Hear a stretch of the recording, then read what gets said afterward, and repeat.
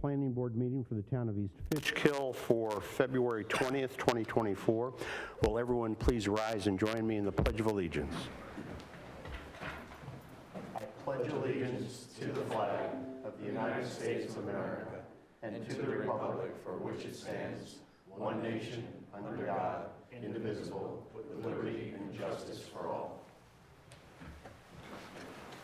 Thank you. Upcoming meeting dates for the Planning Board are March 19th, 2024 and April 16th, 2023. We have two sets of minutes to approve this evening. I'll accept a motion to approve the December 19th, 2023 minutes. So moved. Second. All in favor signify by saying aye. Aye. Any opposed? And I'll accept a motion to approve the January 16th, 2024 minutes. So moved. Second. All in favor signify by saying aye. Aye. Any opposed? I don't want to continue on without actually doing the roll call, so starting with John. John Greenan. Tom Pappy. John Giovanoli. John Eichman. Richard Campbell. Ed Miyoshi. Sarah Bledsoe. Okay, the first item on the agenda is Jan Care. Is that something, No. Michelle, that you'd Yeah. like to describe to us? Yes. So this is just simply, this was a change of use that came in through the building department. The building is located at 1061 Route 82. They've done a huge renovation on the building. They got ARC approval.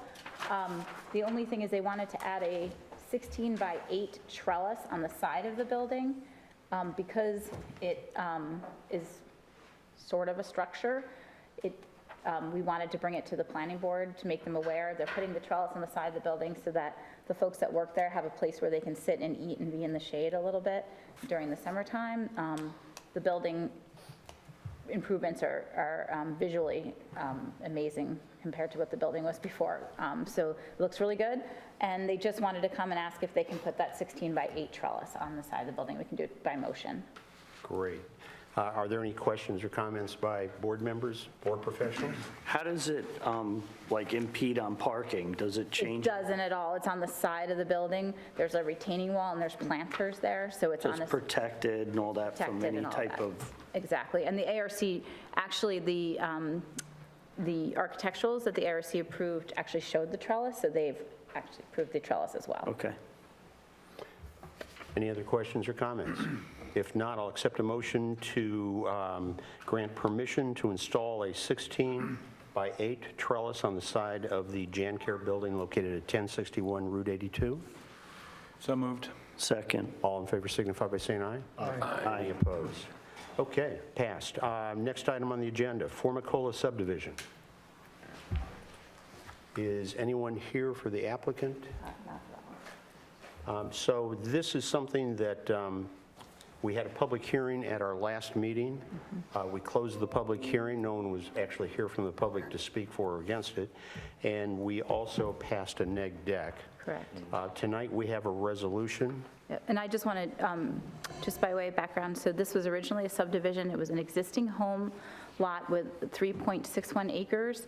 The lot had a house, an old garage, and a shed on it. And the applicant was proposing to subdivide off from that 3.61 acres, 1.61 acres. So it would have been a lot with 2 acres and then another lot with 1.61 acres. The lot is directly abutting the Hopewell Recreation Park. So the town and the applicant came to an agreement to do a lot line realignment rather than a subdivision. So now the town will move the lot line and the property that's within that area will be added to the Hopewell Recreation Park, which is probably an excellent solution because we were concerned that anyone purchasing the lot would be affected by the noise and the lights from the baseball fields, and there could be conflicts between. So now the town will actually acquire that property to add on to the park. Excellent, thank you. Are there any questions by board members? If not, I'll proceed with the resolution. Resolution of lot line realignment for Formicola lot line realignment. Name of the applicant is Kenneth Formicola. Location 378 Route 376. Resolution offered by Planning Board member John Eichman.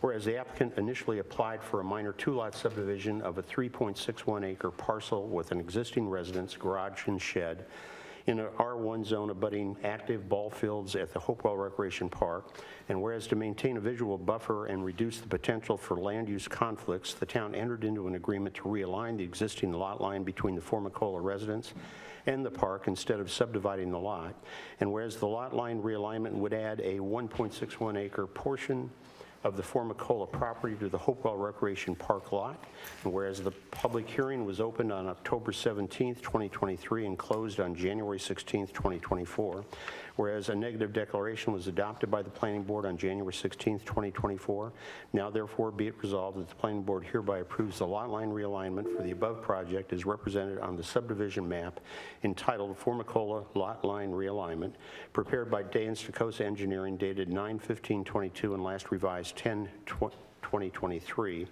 subject to the following conditions. Number one, a 15-foot sidewalk right-of-way easement along Route 376 extending along the entire frontage of both lots.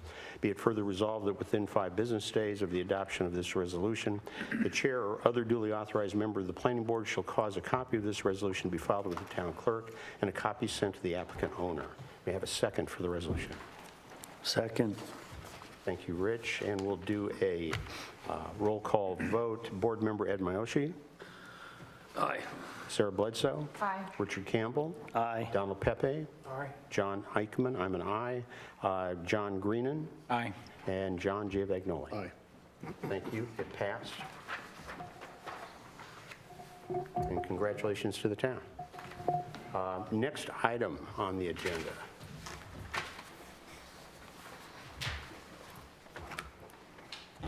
We have an adjourned public hearing for Gasland East Fishkill Wine and Spirits. I'll accept a motion to reopen the public hearing. So moved. Second. All in favor signify by saying aye. Aye. Any opposed? Okay. Is the applicant here? Excellent. If you do, you can. I just didn't know if you needed it. I was just going to give you, I was going to give kind of a Okay. recap of the Sorry project. about that. Yeah. That's all right. You want to just eject it.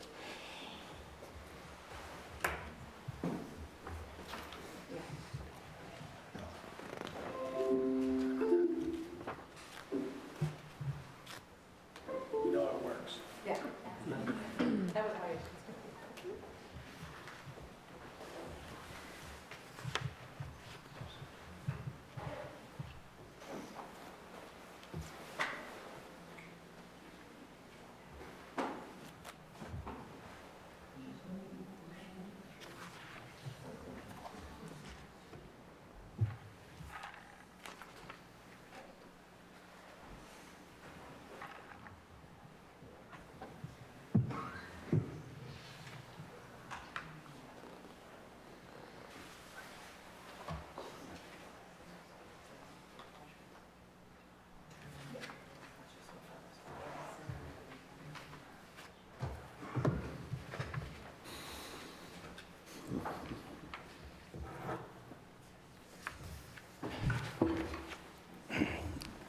Good evening. My name is Tom Kerrigan from Labella Associates. It's been a few months since we've been before this board.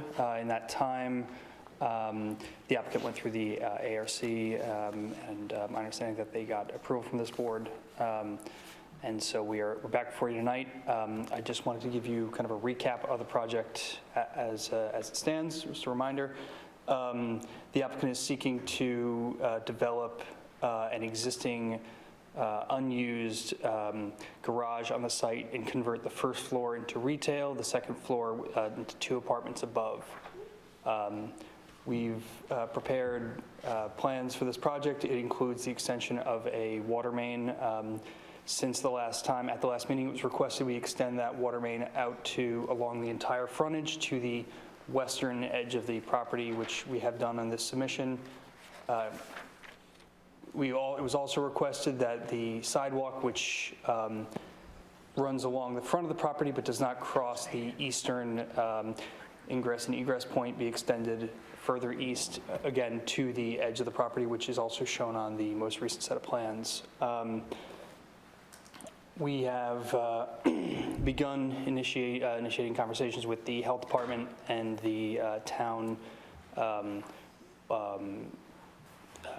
engineers for the water extension. We've made a minor change to the plan. Before, we had shown a connection for the fire service for the proposed liquor store apartment building. There's now a single service line coming into the site, and the sprinklers to feed that building will feed off of that single service. At this point, we're hoping that, pending no comments from the public, that the board close the public hearing tonight, and we can move forward. Thank you. So we've opened the public hearing. I'll start with questions from board members and professionals.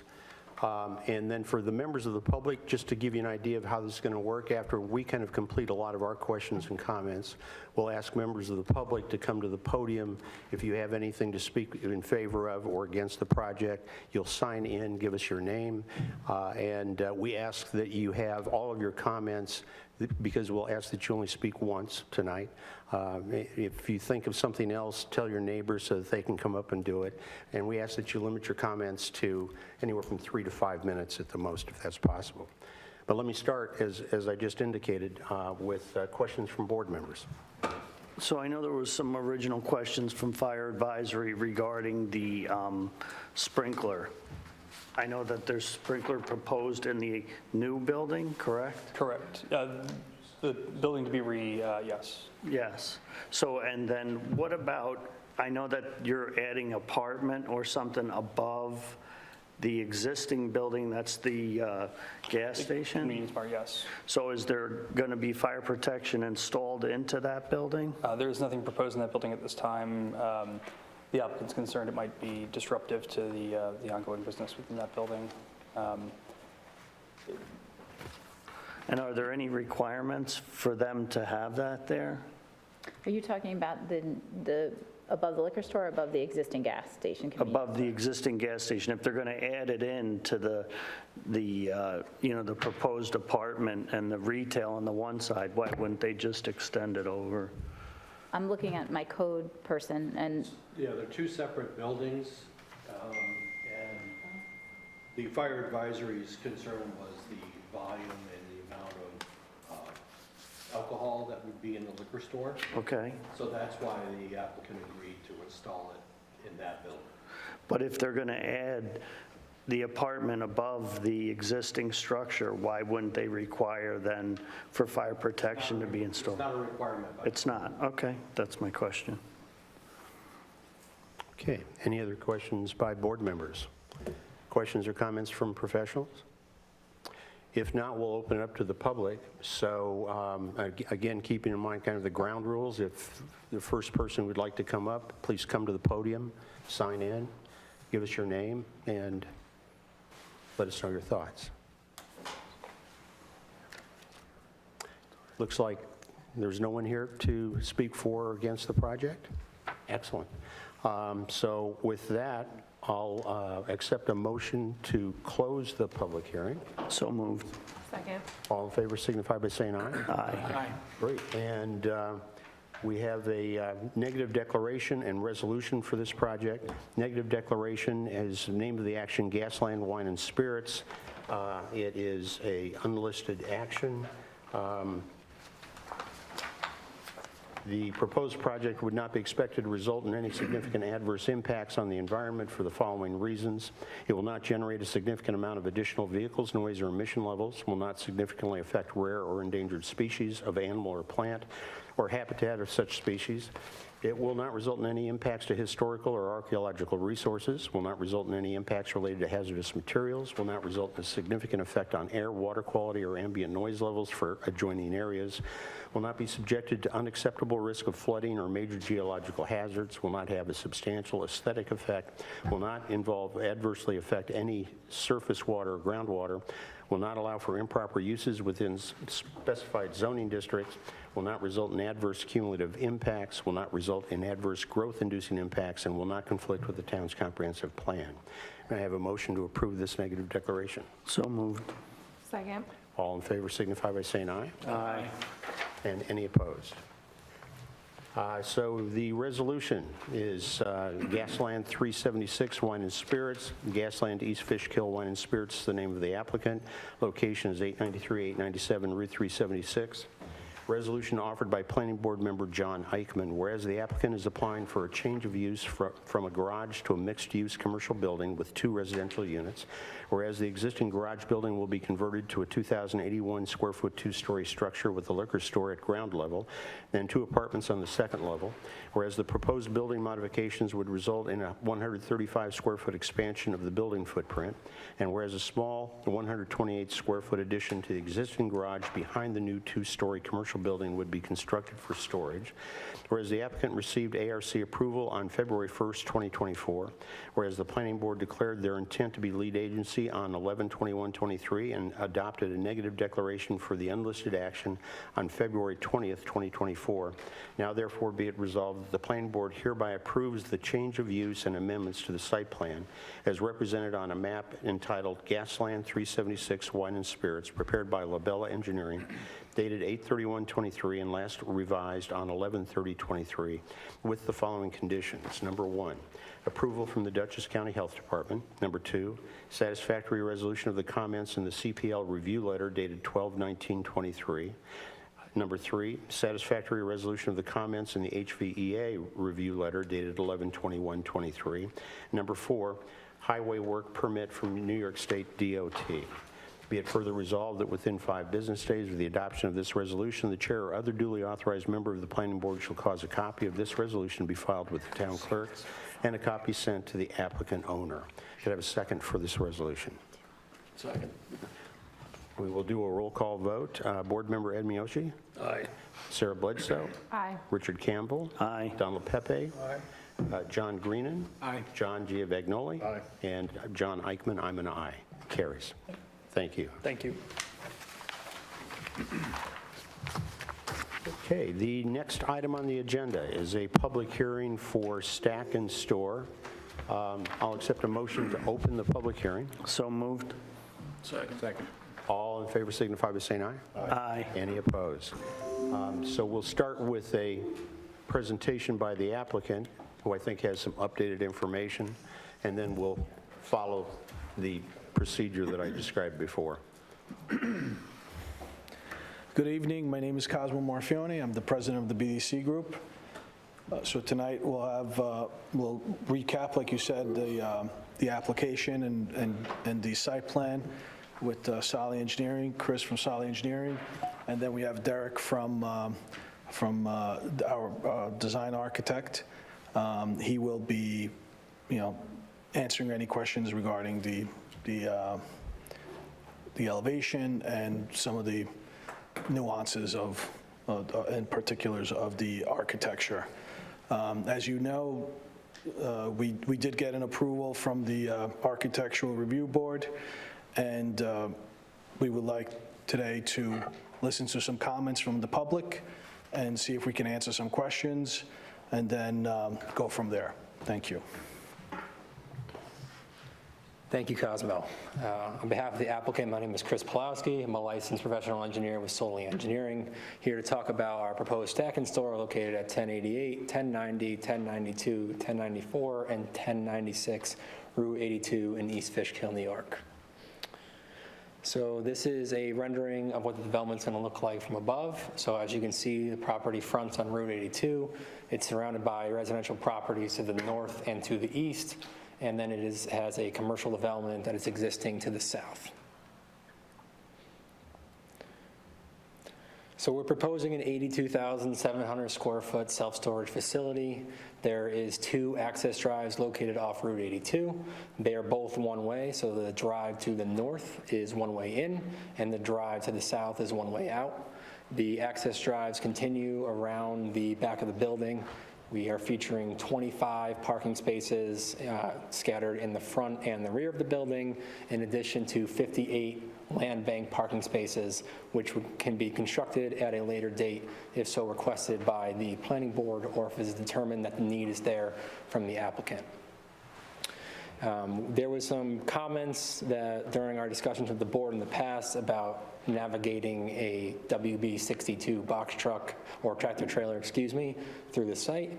We have redesigned the site to accommodate WB62 not only through the northern entrance and around the building, but we have also modified the site design so that the WB62 tractor trailer can pass safely in front of the building and exit to the south. In addition to that, the trafficway or the drives have been designed to accommodate the fire apparatus as well as an SU-30 box truck. We've also added significant pavement markings as delineated on the site plan, and we've significantly increased our site traffic signage to make clear the traffic patterns on site with the addition of stop bars and pavement striping to help facilitate the one-way around the building to the rear. The building is 2 stories, again, 82,700 square feet. It is within the FAR requirements and meets all the town's regulations in terms of building height, square footage, impervious coverage, and setbacks. And just to touch on a couple of those setbacks, I'm sure it will be brought up tonight. We are located almost 235 feet from the rear property line to the closest point on our building.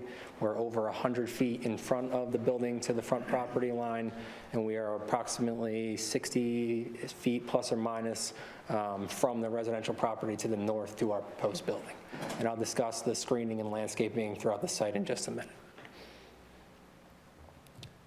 So this is our truck turning templates that you see up here. Again, we are able to navigate, and I'll flip through these in just a second. So the first one you see is the fire truck up on the screen. It can navigate safely around the building. In the rear of the building, we do have a designated fire lane. In addition to a loading zone, you can see the stripe pattern in the rear of the building delineating that area. Additionally, the fire truck can navigate in front of the building as delineated by the orange lines as shown on the screen. The second truck turning template that we included as part of our submission is for the SU-30 box truck. This is the majority of our anticipated customers at the facility. And again, this vehicle is smaller than the tractor trailer and the fire apparatus, and it can navigate around the back of the building and in front of the building. Finally, we have a WB62 tractor trailer. In the rare event that a moving truck has to access the facility, it can enter through the one-way drive to the north, travel either around the building or in front of the building, and safely exit to the south of the site. Additionally, we moved or relocated the gate that was located on the northern end of the facility closer to the east, so that if a tractor trailer comes in off hours and it needs to either contact the facility or stop for a second before the gate, it doesn't have the code, they will not block the front access drives from going in and around the facility. And again, I apologize, forgot to mention on our site plan, the rear of the facility is fenced in with a gate located to the north of the building and another gate on the way out in the southeast corner. This is our grading and drainage plan on the screen here. So we have a series of stormwater ponds in the front. There's one that runs with Route 82 directly in front of the building. Additionally, we have a stormwater pond to the south of the building. You'll see on the screen located in between the drive and the southern property line. We received comments from the reviewing engineers, and we had a meeting last month. There was discussions to be had about removing the exfiltration rates or infiltration rates in our ponds. So although we have A-quality soils, which are really great soils for infiltrating stormwater, we removed the infiltration rates from our design calculations in the ponds and then reran the analysis to ensure that during the 100-year storm event, which again is the least frequent, worst category storm event, to ensure that the stormwater would not spill over the spillway onto Route 82. So to accomplish this, we had to add 70 concrete underground galleries, which you can see located directly, if I get the mouse, located in this general area of the site. So those are connected to our stormwater ponds, and they help handle the stormwater that we are no longer infiltrating within the stormwater basins. And again, that's not to say that the basins won't infiltrate. It's during the winter, we wanted to prepare and take a conservative analysis for the worst-case scenario if the ponds were to freeze up and they were not getting the infiltration rate that we tested for. Then we have the additional 70 underground concrete galleries to handle the stormwater in that situation. We did provide an earthwork estimate as part of this plan. It's just shy of 13,000 cubic yards to be exported from the site.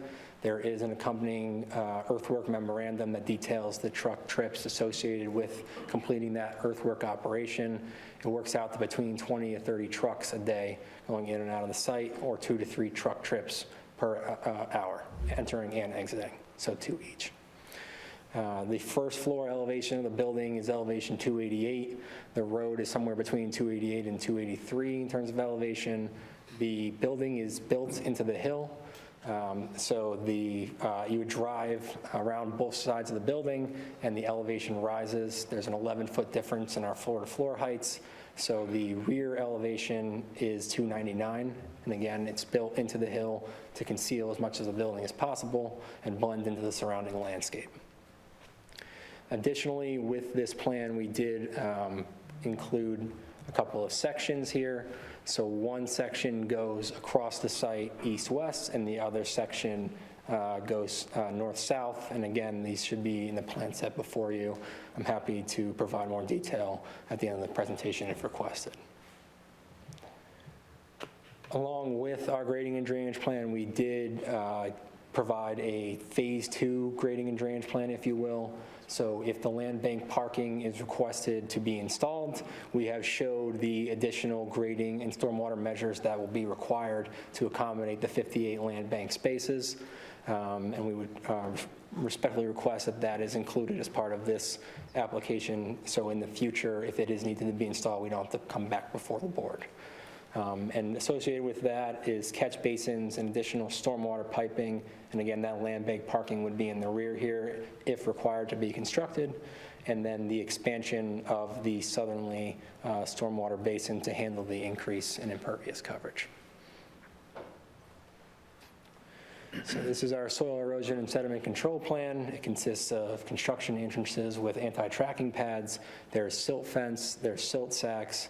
There's other soil erosion and sediment control measures.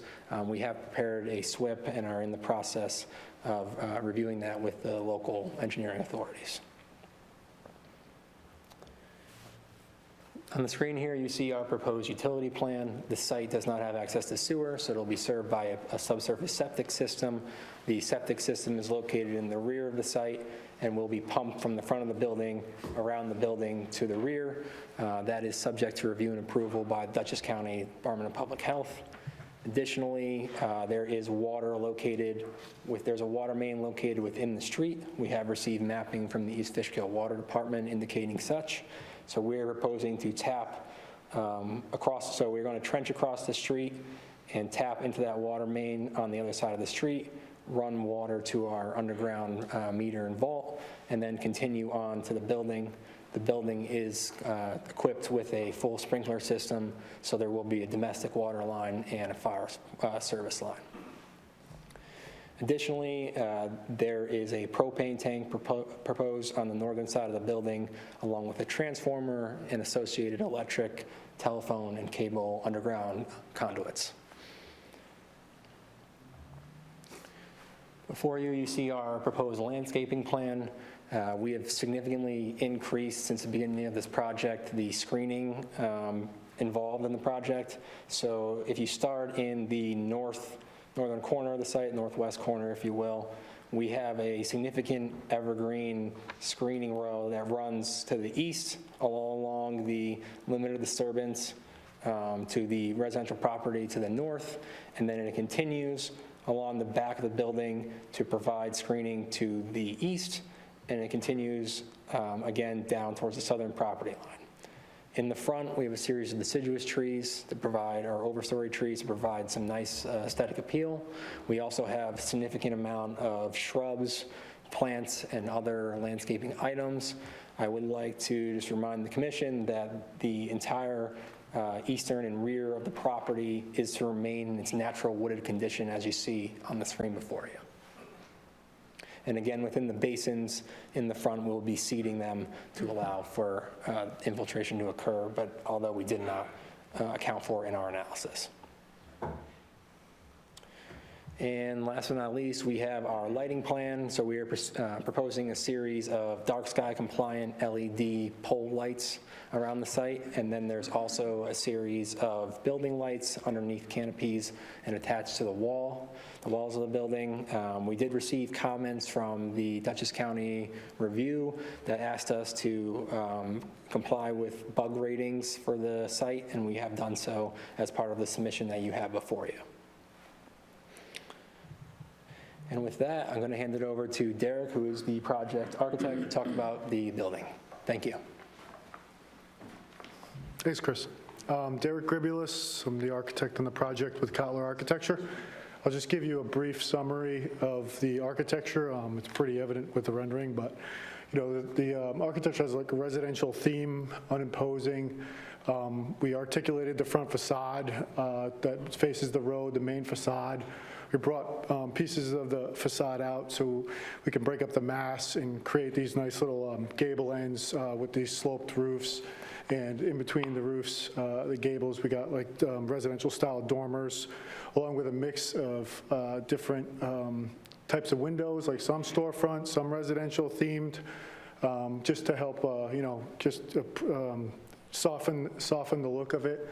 And we got a mix of three different kinds of cladding on the building, 2 metal panels, like a charcoal gray and an almond. And in the gables, we used like a fiber cement shake panel, which is like a light gray. Also, the lighting that Chris touched on. We have some nice looking gooseneck fixtures that are pleasant and like kind of low light, dark skies. And they just kind of help accent the facade in different areas. And we met with the ARB, and they gave us a bunch of comments, which we addressed. And we put some architectural CMU accents around the posts, which are around the entrance, kind of frame the entrance. They also asked for some additional trim around the entrances, so we added the trim. And so I think it came out pretty nice, and I think it has a nice unimposing feel to it. The main roof is just, you can see it, you can't even see it because the false gables and the false the residential sloped roofs in the front kind of hide it. So it does a good job of that, and I think it looks pretty good overall. And it's a 2-story building, like Chris said, fully sprinkled commercial system, NFPA 13, non-combustible construction. Elevators, stair towers, all life safety covered. And yeah, so that's about it. Sums it up, I think. Thank you. Thank you. Thank you, Derek. One other thing I'd like to add is there are no overhead doors as part of this storage facility from the outside, and there is additionally no outdoor storage as part of our project. Thank you. Okay, thank you. Are you ready for questions and comments? Yes. Excellent. So board members, any questions or comments? Professionals, anything you'd like to comment or question? Not at this time. Okay. Our fire advisory board? Are we going to see an internal layout of the building and locations of the sprinkler control room, the HVAC?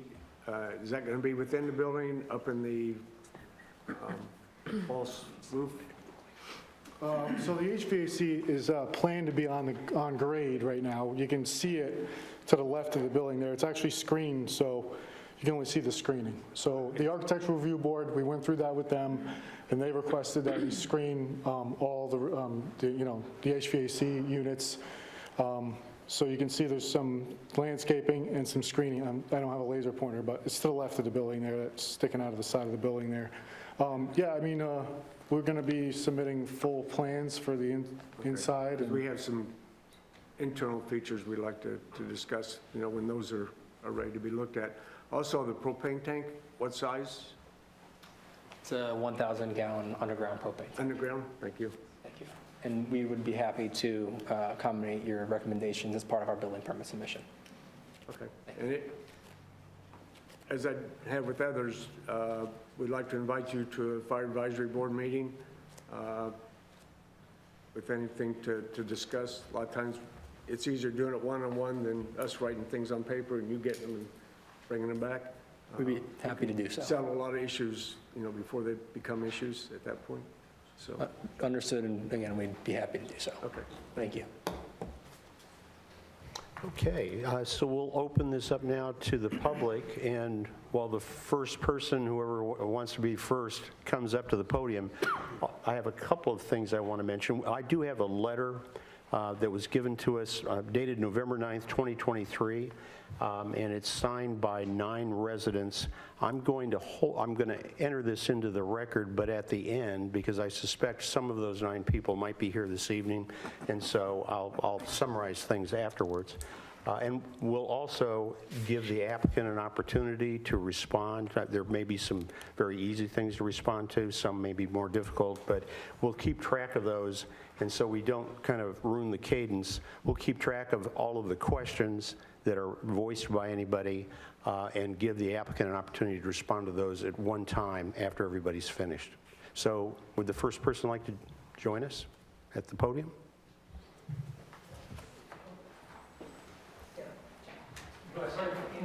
Yes, please. Yeah, go ahead and sign your name and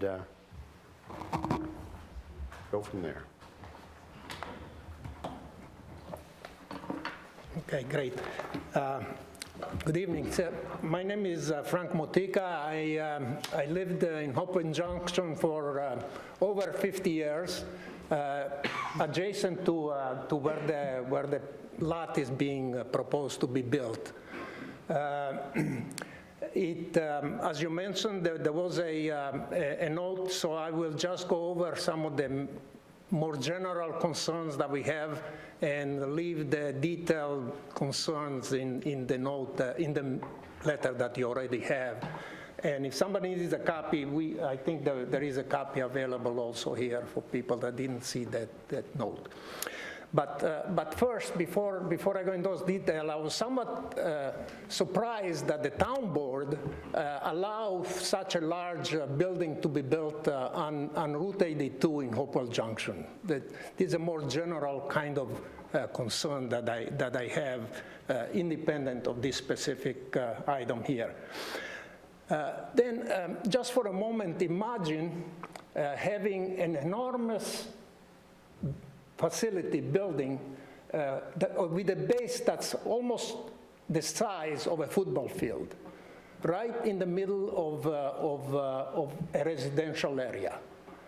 And it is uncharacteristic for Route 82 and the Hopewell Junction area to have such a building in such a business in this particular area. Now, I'm not trying to criticize the engineering work. Actually, the engineering work is a good job, in my opinion, although I believe that it is too big a building and it's in the wrong place. So that's the one concern that we have. Mainly, the other part is the building itself. I see that some of the things was changed in terms of the labels on the building. So that was one of our concerns. That was too many labels all over the place. The other thing I see that also the engineering did some work on the shrubbery, which we appreciate and hope that some of the detailed concern that we have will be addressed specifically in terms of the kind of shrubbery and the kind of trees and the size of trees and that sort of thing. But Concurrently, I have been, I have filled in a survey for the East Fishkill Master Plan, and I looked at it carefully, and it seems that this particular building is uncharacteristic, and it doesn't fit in what the long-term plan for the East Fishkill Master Plan is. At least my understanding from the plan and what is intended to be done in the future. So, as you mentioned, the detailed concerns, and there are some other concerns that the residents have, were sent in on November 9th, and we hope that everybody, both the professional support and the board, has seen and read some of those concerns. So in conclusion, really, not to take time, we strongly recommend that the planning board reevaluates this plan or considers an alternate plan. So thank you very much for the attention and the consideration. Thank If you. somebody needs a letter, I do have an additional copy. Thank you. Okay. Would the next person like to come to the podium to speak? Hi, I'm Max Garfinkel. I'm the homeowner at 1102 Route 82, the property directly to the north of the proposed business and development. I just want to say hello. Nice to meet you all. I appreciate all the service you provide to the community. I guess some general questions I had for the board and the applicant really are rooted in the overall size of the current layout and configuration of the proposed development. I echo what Franco said regarding the overall character of the neighborhood in that general area. It mostly is residential with a mixed-use commercial. I live directly to the north of the property. The majority of the building and the entrance and exit to the property will be seen from my house. They've provided a planting plan and screening plan. I was hoping that you could ask the applicant to ensure that the screening is adequately sized and adequately species-specific to block the building after development and during construction. I also made note that the building will only be fenced in the rear portion. We were hoping that in that November 9th letter that the fencing be along that northern boundary, at least the property boundary there, from essentially 82 running along that property boundary instead of just that rear portion of the building itself, to isolate the site from the residential portions of the neighborhood that are directly abutting. I guess as another question I had for the board and the applicant as well is where things stood with the DOT letters of permission for the two entries or exit points, or entryway and exit point. If DOT doesn't agree to that, where does that leave the board in the seeker process in this, if it does significantly change the character of the site? Do you reopen the public hearing at that time? If the plans change, essentially. And I was also curious too if you've been, I guess, apprised of those correspondence to DOT, and whether or not they're going to be requiring any sort of more robust traffic study to be done, especially if we're talking about bringing tractor trailers into an office site. Why are turning lanes not being required off of 82? It's a 2-lane road with increased traffic now, truck traffic, with a light and an intersection very close to that location. I don't know. I didn't particularly see any documents regarding sightlines distances or anything like that from entry and exit points.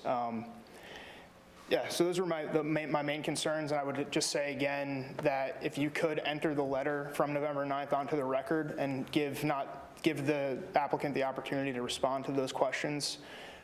Maybe some of them were answered. by the updated plans since November. And if they weren't, consider keeping the public hearing open until those plans can be formalized in document form moving forward. Thank you. Max, did you have a chance to sign in? No, I'm Please going to do that now. Thank you.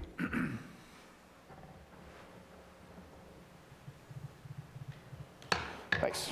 Excellent, thank you. Is there anyone else who would like to come forward to speak for or against the project?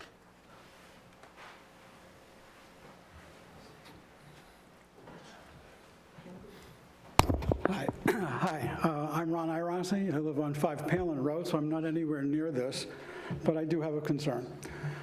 In the past, I sold investment properties, many of which were public storage.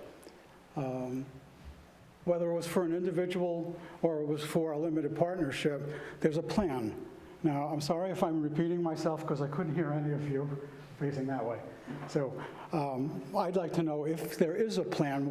Normally the plan is you invest in this property for the tax benefits, knowing that in the near future, this is going to be sold and repurposed for something else.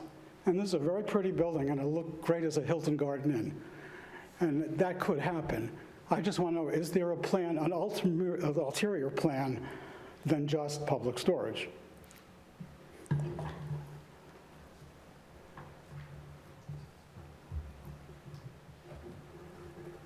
Thanks. Thank you. Next person? That was a good question.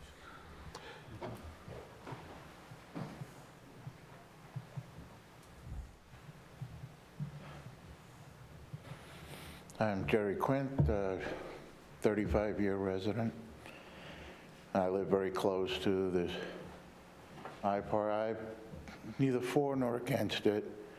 Just curious if iPark was ever considered as a location. Just seems to me that's what it's there for. So I don't know if anyone went through this, has a solution, if it's no good for their business, I don't know.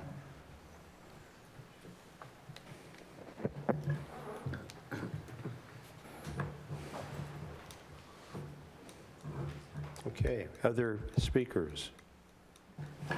Perhaps this would be a good time for me to go ahead and try to read through, and I'm going to actually try to summarize the letter. It's a lengthy letter, it's well done, but I'll try to summarize some of the things without leaving out any of the important information. So this letter is addressed to the planning board.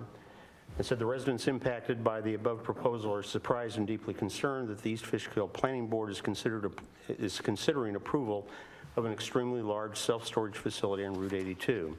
This industrial-sized, two-story high structure operating 24 hours a day would be a unique eyesore in the local area and cause numerous negative impacts to the surrounding homeowners and community. We write now to express our strong and continued opposition to the project. In addition, and while maintaining that the planning board should deny approval of this project altogether, we write to register our specific objections to the proposal in its current configuration. As planning board members, you play a critical role in shaping the future of East Fishkill communities you serve. In considering the application before the planning board, therefore, it is incumbent upon you to ask, will yet another storage facility bring value to the community as a whole in years to come? We respectfully submit that it will not. Rather, the negative impacts of this project on the surrounding area and its residents far outweigh any potential benefits. Firstly, before the planning board can even consider the specifics of this current proposal, it must assess whether the project should be allowed to proceed at all.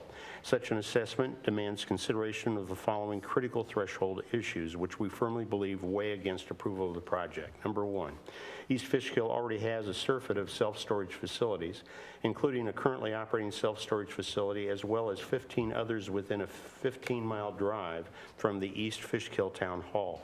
Has the planning board assessed whether the construction of yet another storage facility will provide any tangible benefits, let alone whether such benefits are capable of outweighing the obvious negative impacts to the community articulated herein and elsewhere? Number two, is the planning board concerned with a large base, parens 270 feet by 120 feet, close parens, and two-story structure height of over 37 feet adjacent to residential homes on Route 82? Number 3, the proposed development will assuredly increase traffic in an area traffic-choked community. Has a traffic study been conducted? And if not, when will one be conducted as part of the State Environmental Quality Review (SEQRA) process in coordination with New York State DOT? Number 4, the proposed development will cause over an acre of land disturbance. Has a stormwater pollution prevention plan been filed with the state and town? And if not, when will one be filed? I'm actually going to read all of this. I'm not going to summarize because all of this seems to be things that I do not want to leave out in deference to the people who wrote the letter. Has the planning board considered how the project will impact the drinking water serviced by the individual wells in the vicinity, and what measures will need to be taken to protect those wells, both during and after the construction phase? Number 6, if the proposed storage facility is realized, it will mark the arrival of an unprecedented 24-hour commercial operation in the heart of Hopewell Junction community. Has the planning board considered the implications of setting such a precedent, including the changes to the character and livability of the community that such an operation will inevitably entail? For example, has the planning board considered the following: the increase in noise in the surrounding residential, the potential for trespassing onto adjacent residential properties at any hour, the impact of light pollution from street exterior lights? Number 7, the signatories to this letter have well-founded concerns, including but not limited to those enumerated in this letter, that approval of this project will negatively impact the value of their respective properties. Secondly, and while we maintain that the planning board cannot proceed with approval of this project until first addressing the threshold issues outlined above, we also have strong objections to the specifics of the applicant's proposal as it currently stands, which we compiled after reviewing the October 18, 2023 site plans. Number 8, the size of the proposed storage facility is far too large, such that the development would appear grossly out of context in the surrounding environment. The footprint and height of the proposed facility must be significantly reduced. Number 9, the footprint of the proposed structure should be rotated by 90 degrees and adjusting the property setbacks a minimum of 60 feet to allow more natural buffer to substantially reduce the impact to neighboring properties. Number 10, the proposal should incorporate an improved, more robust planting plan, including the following: a high evergreen tree fence along the property lines to shield against the unsightly view of the enormous structure from our backyards, and a landscaping maintenance plan, including but not limited to an irrigation system to the tree fence to ensure its rapid and healthy growth, to guarantee that the planted vegetative screening will survive in perpetuity. Number 11, to ensure the privacy and safety to the adjacent property owners, the plan should include a solid fence of the maximum permitted height built near the property lines of the proposed facility and masked from the adjacent homeowner's view by the above-mentioned tree fence. A fence long-term maintenance plan should be included. Such a fence would be of the utmost importance to protecting the adjacent property owners from trespassing, particularly if the proposed facility operates on a 24-hour basis as contemplated. Number 12, has the planning board considered visiting and walking our properties and the proposed site to get a visual on how it would impact those surrounding it? We thank the East Fishkill Planning Board for considering our concerns and ask that they weigh these points in deciding whether or not to grant approval of these plans at the November 21st, 2023 meeting. Sincerely yours, Hopewell Junction residents affected by the above proposal. So we want to enter that into the record. That will be in the minutes. Are there other comments for or against the project? If not, I'll ask the applicant if you would like to respond to some. There are some specific things in here I think that are fairly easy for you to respond to and that you've already responded to. Okay. For the record, my name is Chris Pulowski, again, the licensed engineer on behalf of the applicant. I don't want to hit on a few things, and then I'm going to pass it over to the applicant to discuss the operations and the facility and the feasibility and some of the other questions that were asked. First, in regards to the facility and its location on Route 82, this property is currently for sale. It is zoned commercial.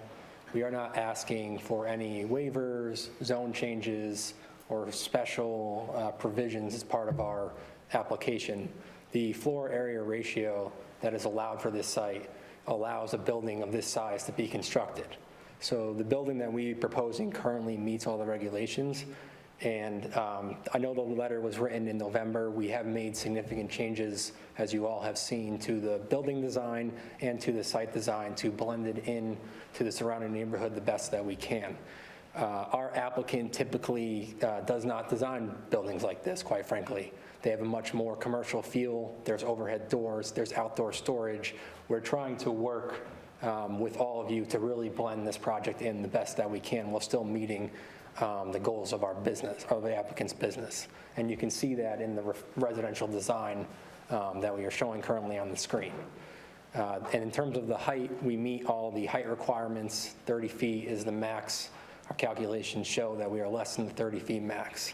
Impervious coverage, setbacks, again, we meet all the regulations that are currently enacted and in place before these Fishkill Planning Board.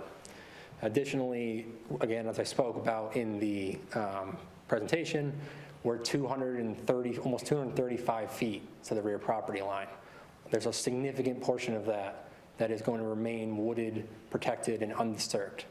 We're also over 60 feet. I think there was one request that we maintain at least 60 feet in setback from the property lines. Our shortest setback is 61.9 feet to the building. So we're over the 60 feet that was requested as part of the letter. The front is 107.5 feet from the property line, and the property line is set back an additional 10 to 15 feet from the road. So we're again over 100 feet from the road in those aspects. And again, this property is currently for sale, so someone is going to purchase it, if not us. Again, we are under contract to buy it. And they're going to come before you potentially with a different plan that may have an industrial feel or more commercial activity or propose hundreds of trips as part of a massive commercial development. And that, again, is allowed by your regulations. So I'd just like to point that out and touch on some other things. We have submitted to the DOT. We have prepared a trip generation assessment. Self-storage is an extremely low trip generation from a trip generation standpoint.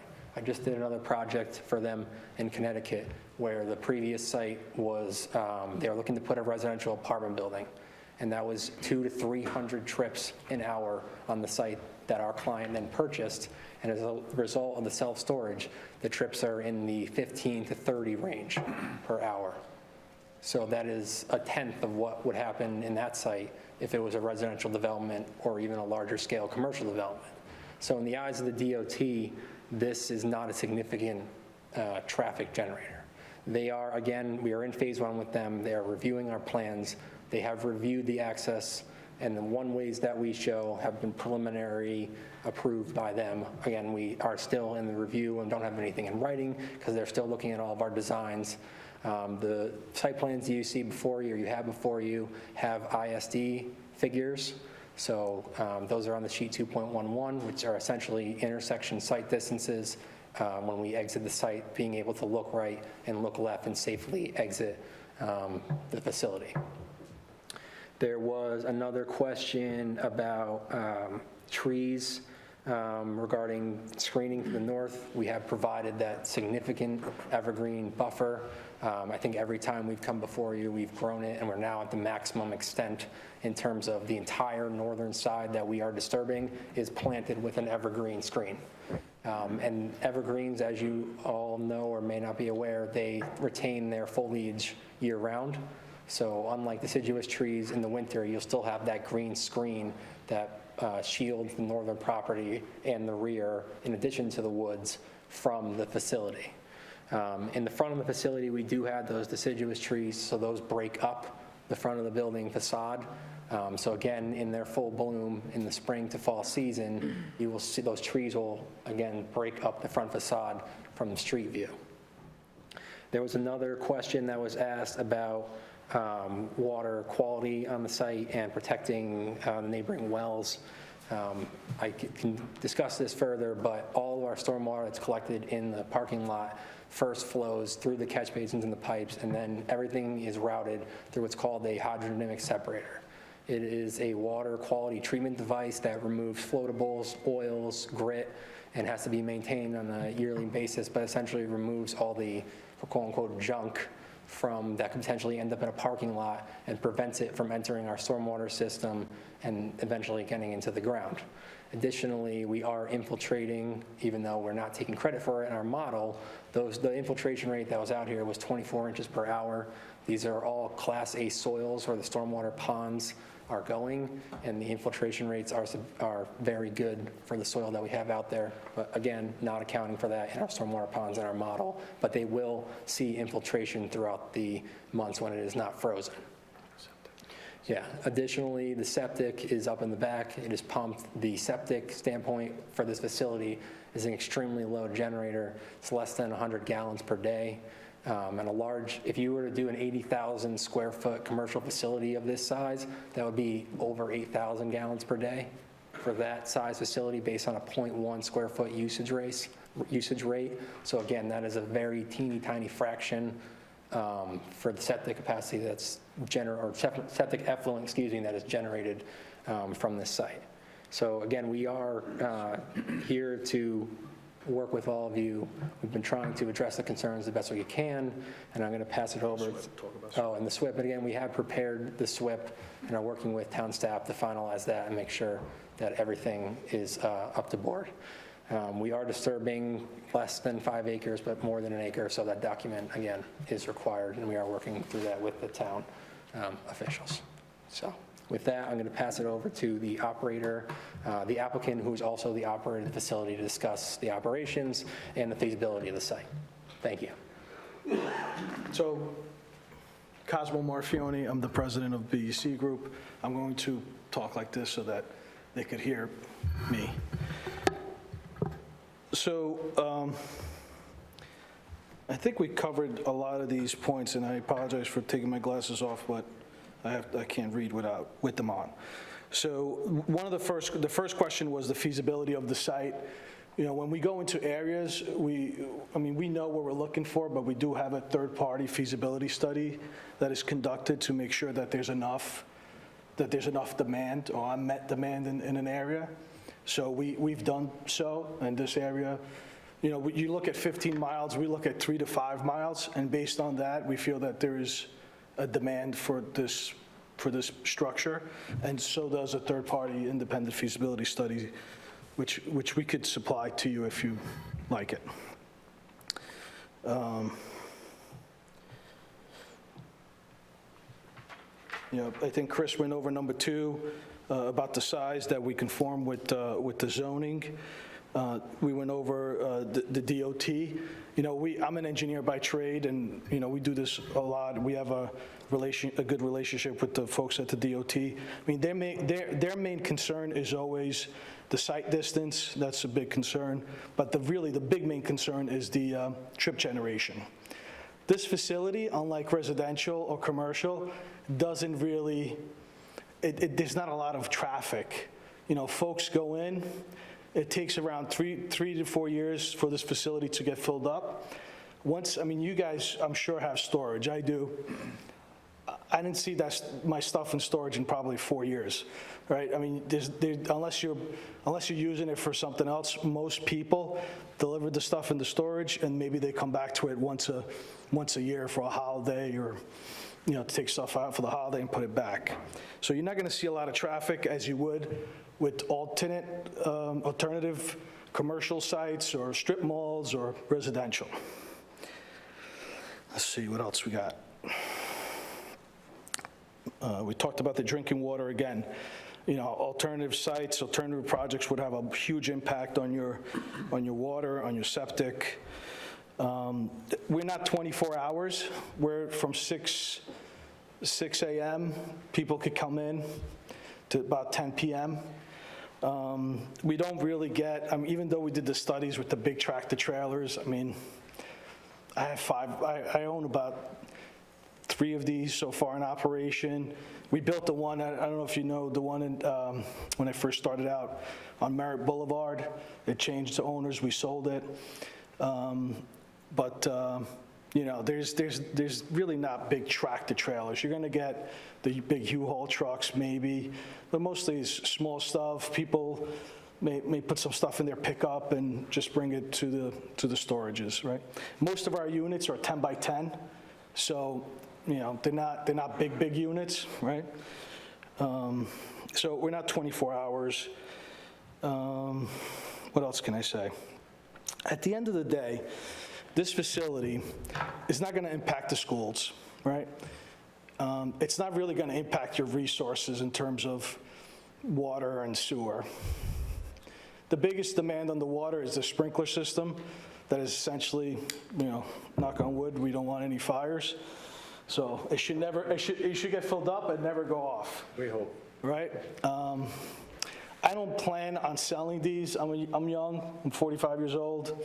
I want to keep these. I'm trying to build a portfolio with my team. And, we're not going to sell or repurpose this. So we appreciate your concern. We understand like something big like this coming into your neighborhood, but alternatively, it could be a lot worse of an impact. And we built something similar like this in Paterson, New York. It really looks great. I think some of the board members went out when we first started the process. So, we're really trying to reduce how it looks by putting the trees, by making it two and a half stories. The back is really 1 story. So I think it's going to be really well insulated, but at the same token, we want it to be visible from the street because we want you don't want an 80,000 square foot empty building with nobody in it, right? There's a project, I think, on 52 in Fishkill, another storage project. The project started, foundations are in, and that's it. And it's been like that for 3-4 years. Not sure what happened there, but you don't want that here. And I could assure you, before we even put a shovel in the ground, we'll be well-financed, and we'll have our bank loans in place, we'll have our equity in place to make sure that's a successful project. Thank you. Thank you. Thank you. So with those responses, are there any other questions or comments by the public? Yeah, I think Chris might want to speak to the dark sky compliant lights, because I did hear a couple people wondering about the lights and the view and stuff that they would be seeing. Yeah, so I'll just flip to the lighting plan, and anything that has to do with building lighting, I'm going to refer to Derek, our architect, to talk about. My team is responsible for the site lighting only.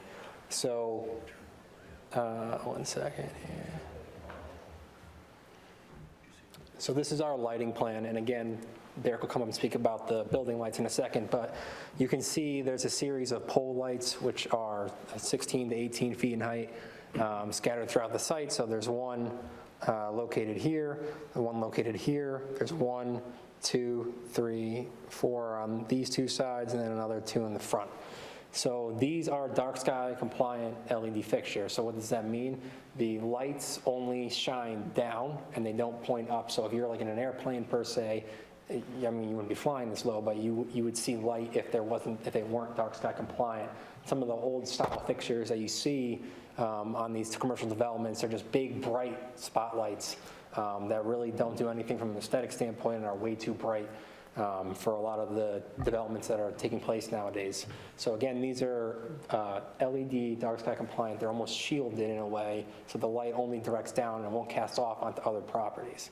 And you can see there's dash lines going around here that show the foot candle limits of where the light extends to and the levels of those foot candles with our proposed lighting plan. So it's a tricky balance that our lighting team always works on, because you want the drives to be lit during the night, but you don't want that light to extend out onto neighboring properties or outside of your development per se.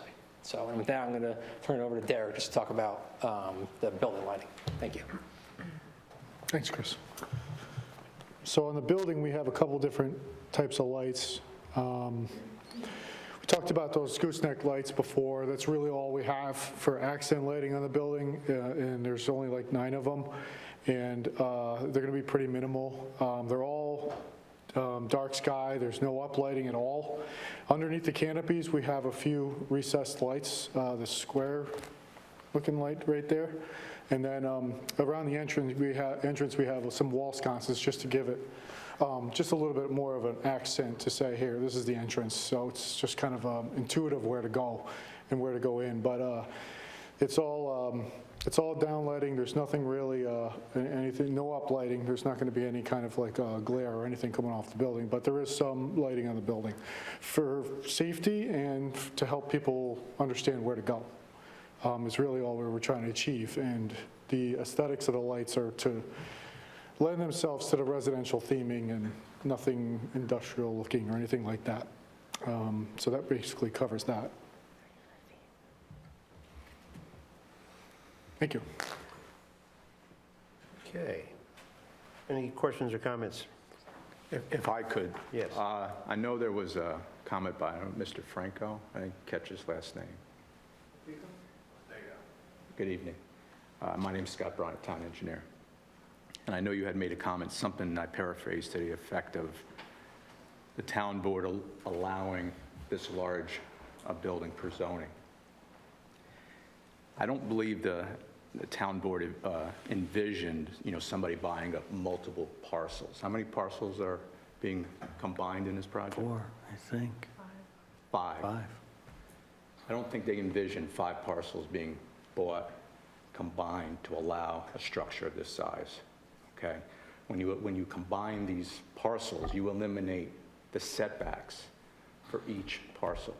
So instead of having a parcel, a unit or a project that maybe is 5,000 square feet, because you got to have 50 feet on this side and 50 feet on that side, or whatever the setbacks might be.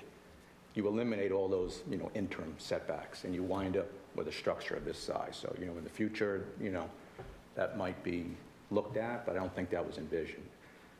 To illustrate a point, let's say he bought 20 properties and combined them. Could he build an Amazon? So I think we got to be mindful of where this could lead. Yeah. Got it. We do have, several engineering comments. I know somebody brought up to SWIP. Christian has some comments and some few, but I just wanted to make that point to your concern.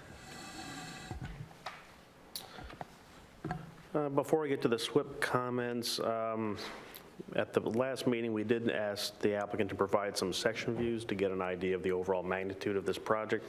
They have provided 2 section views. One goes across Route 82, and one goes parallel to Route 82. I just wanted to know if the board had had the opportunity to take a look at those sections and I have not. evaluate them. I was hoping that maybe you could print out some large versions of across the section views, so.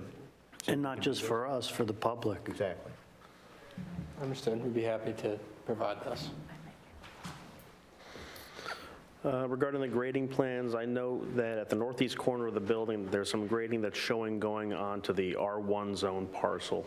I think you need to take a look at that because that R1 parcel can't be used for this development.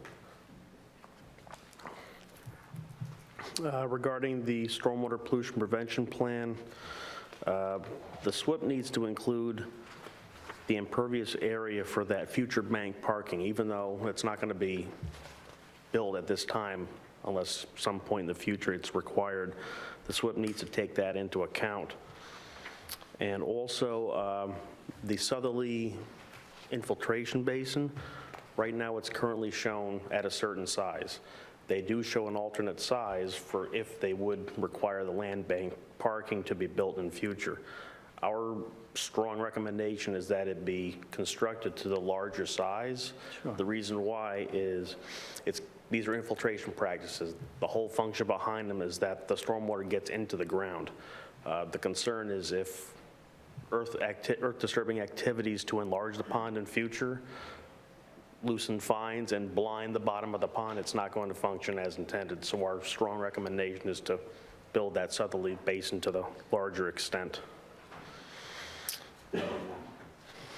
We had a workshop meeting with the applicant a few weeks ago, and to sort of address our concerns with the long-term functioning of the infiltration basins, they have shown some concrete flow galleys that's in the front of the building.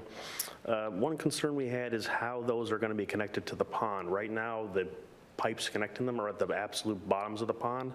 So the concern that we have is any debris or litter or silt that's in the bottoms of those ponds is going to go into those infiltrators and potentially cause those not to function. So whether that involves a screen or just maybe taking the pipes and just raising them up so they're not at the absolute bottom of the pond, because these basins are going to need to be mowed, maintained. The concern is just the long-term ability of the, yeah. Again, just provide some calculations that all the practices together can drain in a 24-hour period. The concrete galleys, there's no apparent way to get in there and maintain those. Right now, they're just connected with, I believe, a pair of 15-inch pipes. So you may need to put some additional structures on either end to run a pig through there to jet them should they need that. And I spoke about the sediment impairment of the existing practices if the basin were to be enlarged. And for the new infiltration area, you're going to need to do some additional infiltration testing, and our office would witness that. And the rest of the comments regarding this, that's more technical, providing proper freeboard and things of that nature. Okay, thank you, Christian. Yeah, and also, did you state where you are exactly with the DOT? We've submitted to the DOT, we're in stage 1, but we haven't received anything official. But you've had back and forth, so this has been on the radar Correct, for a it's couple on the times? radar. Okay. But just most of the Perm 33 stuff occurs during the post-approval process. Obviously, that we wanted them to look at the driveways, that was a concern that the board had here, but in terms of the finalizing of the permits and approvals, we don't expect that until following the approval here from the board. Yeah, the only approval they're going to receive at this point would just be a conceptual letter of approval for the DOT. The actual permit that's issued is only after they've got a contractor on board and he's filed it as insurance and bonding and things like that. Okay. Also, regarding stormwater, you need to implement the stormwater management agreement. I had sent you boilerplate language for that after our workshop. Thank you.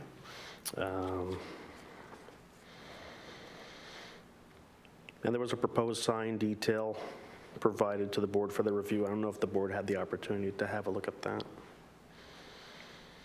So were you able to make certain that your monument sign and the sign of the building both meet our sign regulations? We believe so, but again, subject to review and approval by town staff. Okay. So.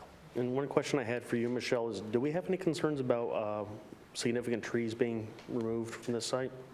I'm going to talk a little bit about the landscaping, but I did have the opportunity to go out to the site a couple weeks ago, and there are definitely significant trees, some very, very tall trees in the back.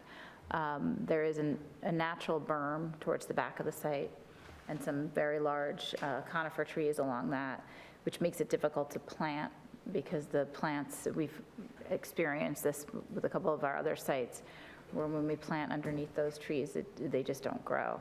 So I'm going to take a good look at the landscaping along the side of the property, which is where I think there's more concern about having some buffering, visual buffering. Take a look at what you're proposing for species, and I'll have comments at the over the next couple weeks back to you on the landscaping. Thank you. Because I want to make sure that we are proposing the right size and the right species, and that they can actually grow under the conditions that they might be experiencing there. Understood. Because right now, for everyone's knowledge, our window for tree clearing is closed. I believe it's the end of March when you can no longer take down substantial trees. Correct. This site, there's a letter from DEC when they circulated with some pretty severe restrictions on the tree clearing, and also you have a turtle that is located, turtle's habitat that's located relatively close to your site, so they had some restrictions with regards to construction and some of the things that you will have to do in order to prevent any habitat issues or potential habitat issues with the turtles. I don't know, I can't tell you off the top of my head what they are, but you will have to do some things during construction, some fencing and stuff to make sure that there's no migration of turtles onto the site. Understood. Just to be clear, that's not on our property, though, correct? No, the turtle habitat is not on your property, but they're saying that it's within the migration distance, so they can come onto that site potentially. So they want you to do a few things during construction to make sure that if they do come onto the site, they're not going to be killed.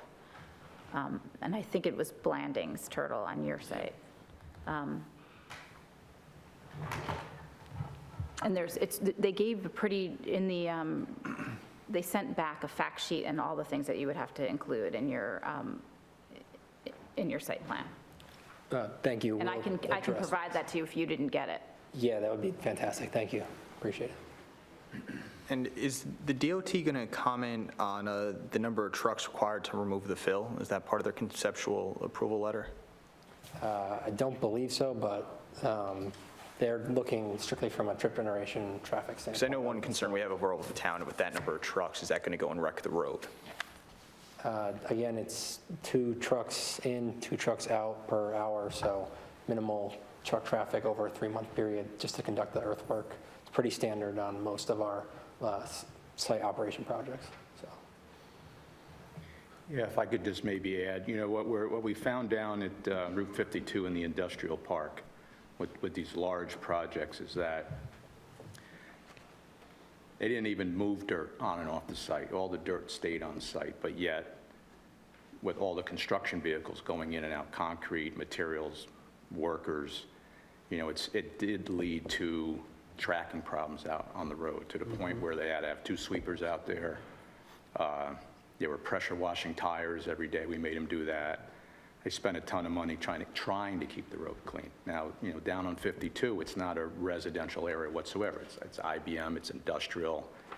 It was really an unintended consequence. As much as we tried, we still had that issue. And this is a different location, completely different location. So, I think we're concerned not only about all the dirt that's going in and out for that period of time, you have dust that's associated with it, you have noise that's associated with it, the heavy construction equipment that's associated with it. So there's a lot of ancillary things that come along with it that, is that the location for all that activity? Down on 52, we all take it for granted that's the spot for it. But as some of these people have said earlier, is this really the location? It's not just the dirt, but it's the concrete, it's the sheetrock, it's the steel, it's the roofing, it's the workers, it's the paper cups that get thrown on the ground and blow over to the neighbor's property. It's all those things. So that's it on truck trips. I'd be curious, although you say 30 truck trips per day for the dirt, I'd be curious how many truck trips in total or vehicle trips in total for a project that size. Because quite honestly, outside of iPark and the West Campus, we haven't had a project of this size. So I'd be curious what that real total is. Michelle's going to talk about the landscaping. The roof drains, you have the roof drains going to the side and to the front. Is there any way to get the roof drains to the rear? So maybe you could make the pond in the front smaller to have more room for landscaping? The roof pitches to the rear, and we have roof drains out the back that then come around to the front. Come around to the front, but could they be... In terms of setbacks from the setback... Could they be routed to the back so you could, and maybe have the pond in the side or another pond in the back, being that you got a higher elevation, so that you could maybe make that pond in the front a little narrower maybe, so you could have more room for landscaping? You only have a single row of trees right now. Normally we like to see a double staggered row of trees. So that's a comment that I just wanted to put out there. And are we talking about a noise study for the HAVC? Are we going to have a noise study for the AC units and the heating units? Certainly can. We could submit a spec for the HVAC unit, which has the decibel. I don't know if you need... Well, we've actually had sound studies for other larger projects, so I'll leave that up to Michelle. And then what's your maximum size unit in the building? What do we have there, 10 by 30, 10 by 25? 12 by, Should be about, 10 by 25. should, 10 by 25 should be the maximum size. So to your point about pickup trucks, that's a big unit. You might have a North American van line coming to fill in that 12 by 30. Maybe It's not one. just going to be pickup loads, so. Yeah. Your smaller units, yes, but you do have some, I saw on the plan you had on the wall a short while ago, some large units, so. Could be contractors in there, and they could be having materials delivered because you have a heated space. You have a lot of things that could be. Not just happy homeowners, you could have businesses in there.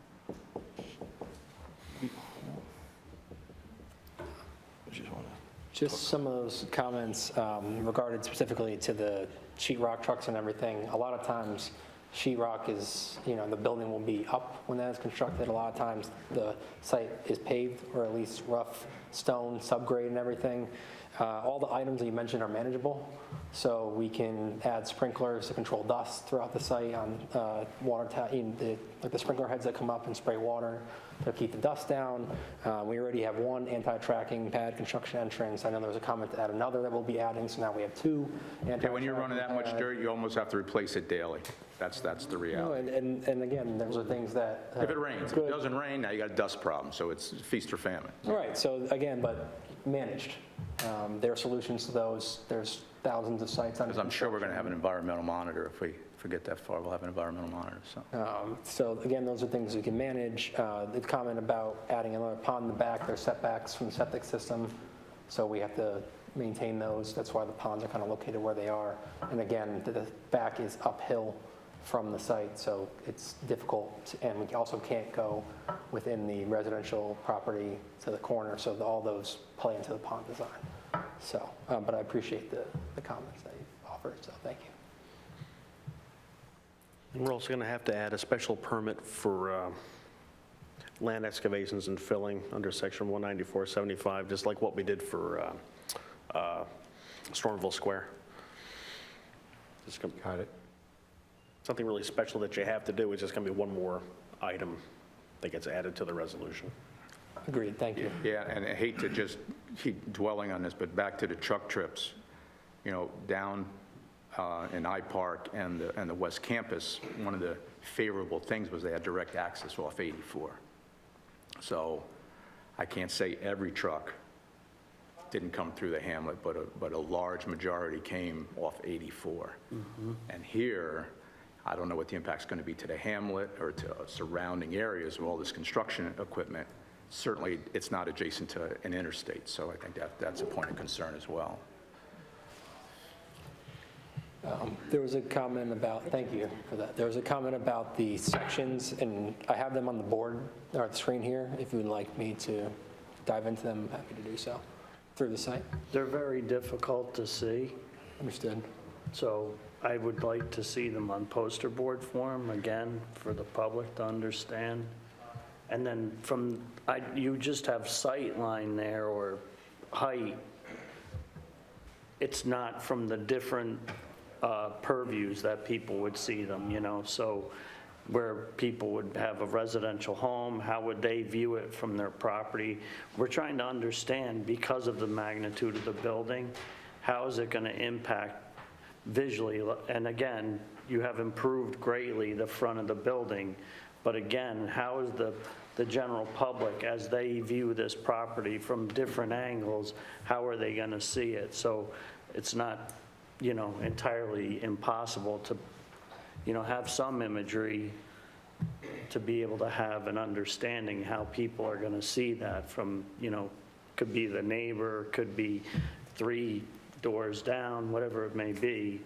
But I think that people are concerned, again, because of the magnitude of the building and the fact that these properties are being joined, and Scott made a very valid point, and how it's eliminated setbacks from all the different properties because they're being conjoined.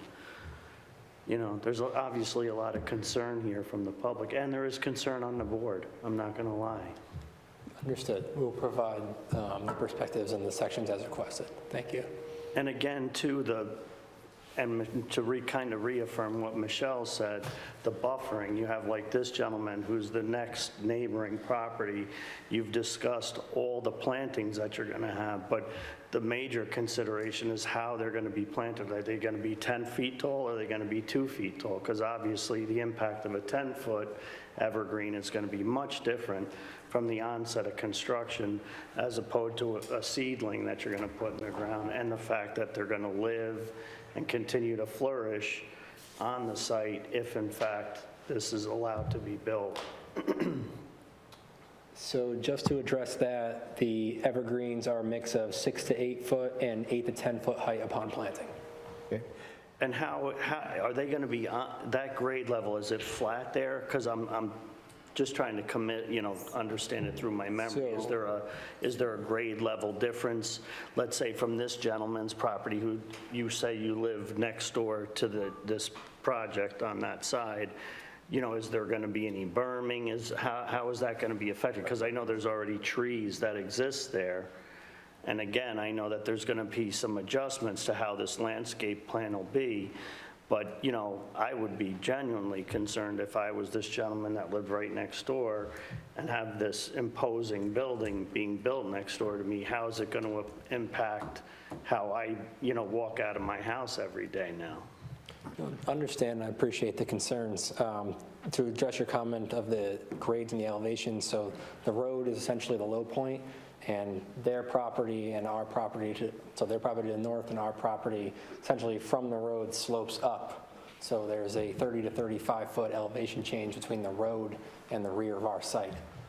So we're essentially on the same plane as you continue to progress towards the rear. But again, I guess the other question is not the back and the front, it's the left and the right. So, And one thing we might use as an example, so we had an apartment project that was down on Route 52 in Palin.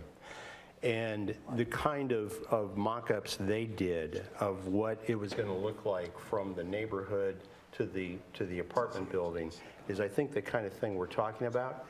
I think Michelle could help you understand exactly what we're thinking about, because basically it's what does it look like when I'm standing in the backyard? What am I seeing?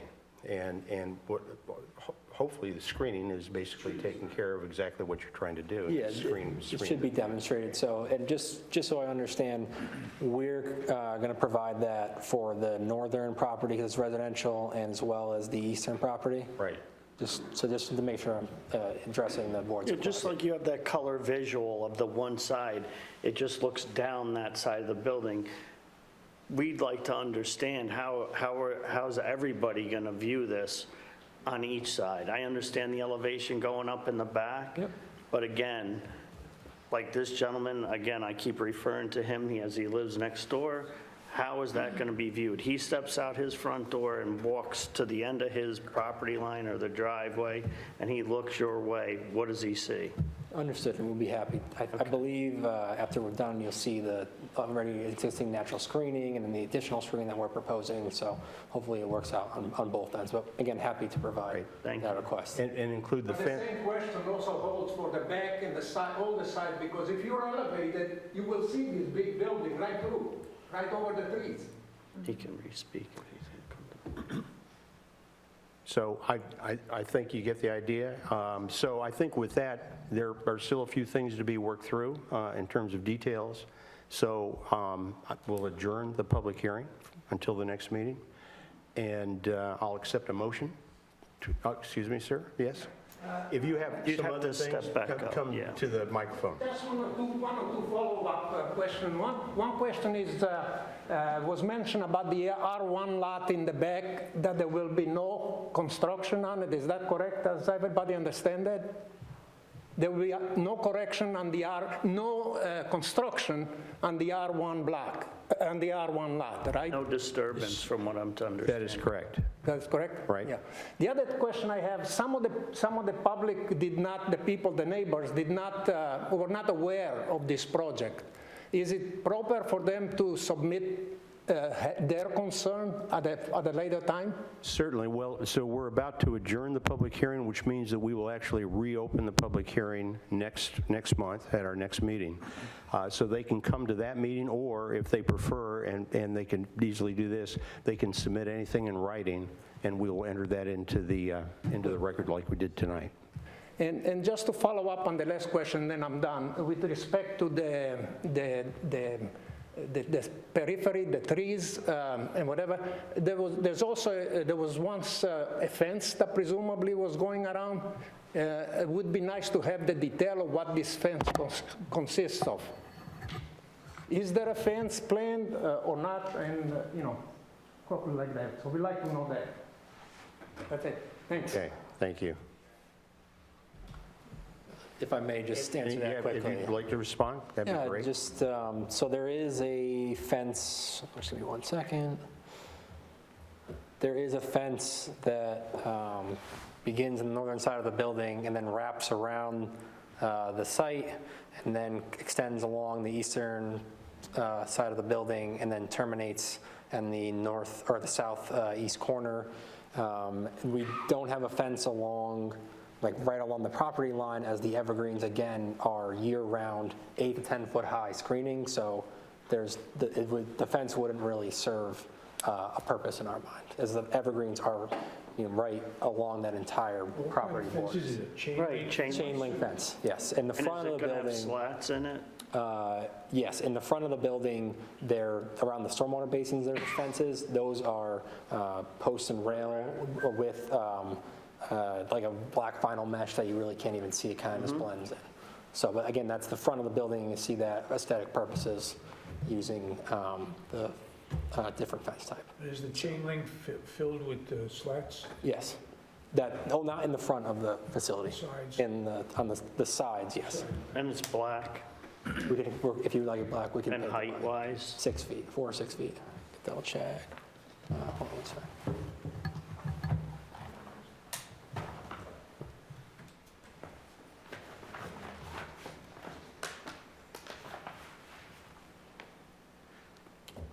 The fence is 6 feet with privacy slats, and we can make it black if requested. Thank you. Okay. And yes, Mr. Chairman, we respectfully request to adjourn or continue the public hearing to the next. Okay, thank you, Chris. So I'll accept a motion to adjourn the public hearing. So move. Second. All in favor signify by saying aye. Aye. Any opposed? Okay, thank you all for your comments and for the responses. Next item. Just make people aware that they can come back again, right, when we reopen. I kind of did, but so anybody who didn't have an opportunity or chose not to speak tonight, you will have another opportunity next month, and so we'll see many of you again, I'm sure. How you doing, Jerry? Just felt like some. See you. Yeah.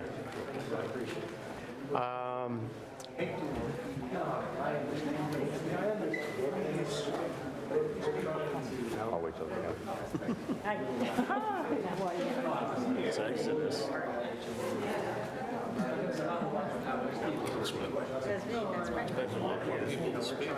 thought a lot more people. I figured we were going to be here all night. I just always go back. More than that, no, that So the Another 800,000 square foot warehouse. Oh, yes. Oh, yes. Yes. Yes. I think you can duck out. Fun stuff. So we are going to continue the meeting. $35 a thing at a time. It's like, yeah, that was. I'll let you know what those comments are. Fire you guys. All right.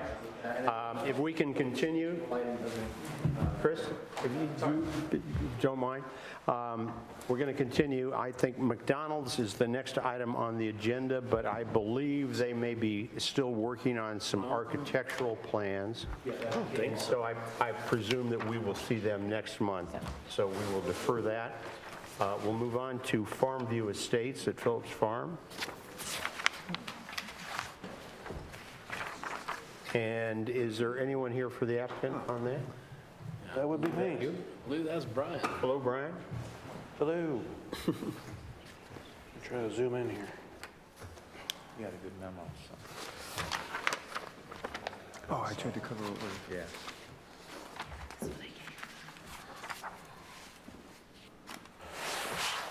All right, Brian Stacosa, Dane Stacosa Engineering, Farmview Estates. Give the board a little bit of an update.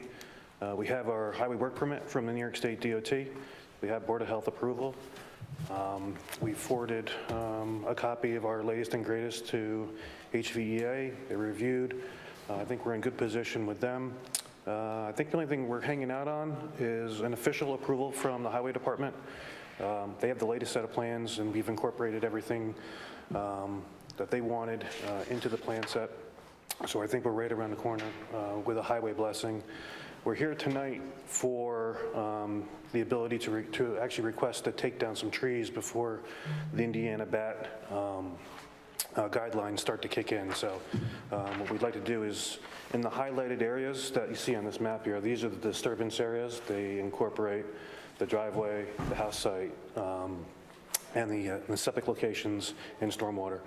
So there's a obviously you've driven past the site, but there's a clearing in front, and then everything shaded past is the area of like tree canopy, and tree clearing would be in that grayed out area. The clearing would fall in basic sequence that's shown in our sediment and erosion control plan. So we would be limited to just felling the trees. We wouldn't be pulling stumps. We'd have a stabilized construction entrance, minimize disturbance, but just to meet that tree deadline, but just to cut the trees in an orderly fashion, not create a mess. Any branches on site would be chipped, but just to have a permission from the board to go ahead and do that. We're probably, I don't know, maybe a month or two away from filing the plat, but everything is in order that, we intend to do that, but we're just here for permission to cut the trees. Okay. And I think we're inclined to accommodate you, but with some conditions. Did I get a copy of whatever you were trying to come up with, or would you like to just walk through it with us? I can speak to all of it because I have it in front of me right now. So I think the conditions that we're thinking of considering is that prior, and some of these are from Rich's memo to the board as well, are prior to any tree cutting, limits of clearing shall be staked by a professional engineer or land surveyor. I can give this to you, Brian, so you don't have to worry about it. Okay, thank you. The surveyor should flag the edge of disturbance with ribbons to allow for the town to visually confirm compliance with the tree clearing plan. And clearing and disturbance shall be minimized to the maximum extent practicable. Maintain stumps in place until the subdivision plat is filed and authorization has been granted from the town to begin site grading work. All felled tree branches to be mulched or removed from the site. All logs shall be removed from the site or neatly stacked in accessible piles not in public view. All cleared areas not subject to construction for more than 14 days shall be seeded with a temporary cover crop. Must install and maintain a stabilized construction entrance for duration of work as approved by the town engineer prior to tree clearing. Recreation fees and town inspection fees to be paid prior to tree clearing. Restoration bond in the amount of $10,000 should be set up, and then a $2,500 escrow for an environmental monitor. Makes sense. Okay. Questions or comments from the board? If not, I will accept a motion to approve the plan, subject to the conditions, excuse me, Scott? I just like one detail. Are you going to need a permit from DOT to access the site, though, to do this work? Or do you already have your DOT permit? We already have our permit. There may be an acknowledgement within that permit. I'll ask Cassandra if we need something separate, but we have our highway work permit. I would just want to see a sign off from DOT that wherever he puts the construction entrance, DOT's okay with it. Okay, got it. So with that added condition in Michelle's list, I'll accept a motion to approve the site clearing plan, subject to all of those conditions that were mentioned. So moved. Second. All in favor signify by saying aye. Aye. Any opposed? Excellent. Oh, and if it's not too late, no Saturdays and Sundays. We ought to just make that clear. Right, no Saturdays and Sundays. Got it. I'll accept an amendment to the motion. So moved. And a second? Second. All right, all in favor signify by saying aye. Aye. Any opposed? We have one super quick one. Item from the floor? Yep. Okay. So there's a application for a lot line realignment. It's an existing 3 parcels that have a bunch of older, well, 2 older homes that were built in the 50s, and then several structures, sheds, garages. And there's multiple driveways right now, and the driveways connect the 2 houses. So the houses there's one lot like this, and then there's another lot with a smaller lot behind it that's vacant. So the applicant is proposing to combine these 2 lots into one lot, and then keep this lot the same, and then move a lot line so that some of the existing structures on this lot end up on this lot, because there's like 3 garages on this one lot, so they want to move it around. So basically what they're doing is making it a more compliant lot because they're increasing the acreage so that it's no longer non-conforming for size, and then they're trying to adjust the lot line so that the buildings have larger setbacks. They're not going to meet the setbacks, but they have larger setbacks, and/or there's not multiple, like 4 structures on one lot with a house. And then they're also going to be removing some of the driveways so that there's actually just two clear driveways accessing each lot. So they're going to the zoning board for some variances, and we would need to, there has to be a coordinated seeker review. So the zoning board is asking us to declare our intent to be lead agency and to refer that application to the zoning board, at which point they'll come back to us. We're trying to create a process that's a little more streamlined so these people aren't bounced back and forth between the boards for like 4 months. So I think this is what we're going to do. We're probably just going to tell you guys what's happening, ask you to declare lead agency, and then once they go to the zoning board, once and if they get the variance from the zoning board, they would come back to the planning board. Now, would they be subject to the, like, updated building codes? Like, are those structures that aren't the houses, are they up to code? Like, how does that work? We're not proposing to touch the structures at all. It's just a lot line realignment, and I think they're from 1955, all of them. And I did look at the, But would they be subject to, once you start to open up that can of worms, I mean, shouldn't they be reevaluated at that point? They're not proposing any work to the structures that they pulled a permit for, so you're not. Yeah, I understand, but still, they should be looked at. I mean, especially being back from that far. I mean, what happens if they're unstable or? Anything built before. What's that got to do with a lot line? the trouble is until they actually do propose work on the structures, we have no way to go in and open that. Okay. But once it looks to me as if they're getting ready to sell the lots. Okay. So at that point, they would probably have to come in for any building permits, because I'm sure there would be upgrades to the property from the buyers. Okay. Any other questions or comments? So I'll accept a motion to declare intent to be lead agency. So moved. Second. All in favor signify by saying aye. Aye. Any opposed? I'll accept a motion to refer this applicant, the name of the applicant is? Riggio, to the zoning board. Correct. So moved. Second. All in favor signify by saying aye. Aye. Any opposed? And lastly, I'll accept a motion to adjourn. So moved. Oh, I'm sorry. One point of clarification, unless the planning board has access to a time machine, I believe the April meeting will be in the year 2024. Yes. I noticed that, yes. I don't think any of us would mind getting younger. No. John read it as, yeah, April Wouldn't make it 23, I'm sorry. I'll make a motion to get younger. That'll be interesting. Yeah. No, I said 2024. Well, the first one, the second one is. Second one, you said 23. Is it 23? Because that's what it says on the paper. On the agenda. Time to see the best of us. It's all right. Okay. We know what you meant. I actually saw it, and in my